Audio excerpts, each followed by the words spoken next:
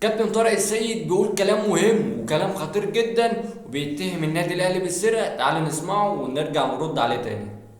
كلمة بقى الزمالك الاهلي بمن حضر ولا فلان بمن حضر، دي كلمة الزمالك.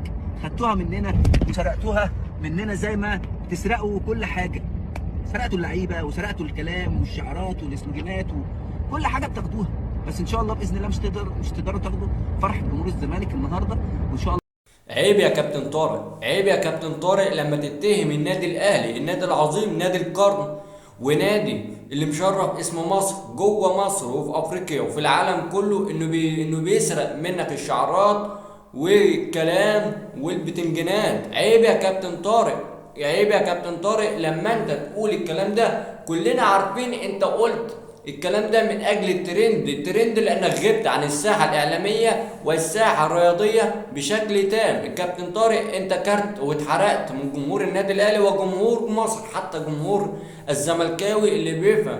يا كابتن طارق انت لازم تعتذر، لازم تعتذر لجمهور النادي الاهلي وللنادي الاهلي. علشان يا كابتن طارق انت لو عايز تطلع ترند على حساب النادي الاهلي وجمهوره، صدقني هتطلع على المسرح ومش هتعرف تنزل من عليه، لان انت عارف كويس جدا كفاءة الجمهور الاهلاوي انه لو طلعك المسرح مش هتعرف تنزل من عليه، وانت اللي هتندم يا كابتن طارق على كل الكلام اللي انت قلته. لو انت عايز تعمل فتنه بين الجمهور الاهلاوي وجمهور الزملكاوي مش هتعرف، لان جمهور الاهلاوي وجمهور الزملكاوي جمهورين كبار جدا واعيين جدا ومثقفين جدا على اعلى درجه، فانت مش هتعرف تقول كلام او اي حاجه. يا سيدي من حقك تقول ان الزمالك النهارده كان جامد ولعب باللعيبه اللي كانت موجوده، انما ما تقولش الاهلي بيسرق. الاهلي عمره ما كان بيسرق منك اي حاجه. ولو بتتكلم على اي حاجه الكلام ده ليك انت بس يا كابتن طارق، مش لجمهور الزمالك. فلو انت حبيب قلبي فرحان وبتقول ان النادي بيسرق، فانا اتمنى ان انا اكون سرقت منك اغلى بطوله بالتاريخ، بطوله القرن،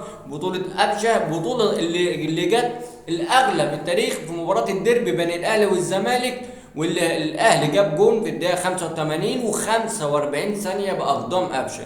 فلو انت يا كابتن طارق عايز تعيش على جو السرقه وعايش الوهم خليك، وانا كنادي اهلي وجمهور النادي الاهلي احب اعيش على التاريخ والبطولات وصناعه الامجاد. عيب يا كابتن طارق، احنا ما بنسرقش.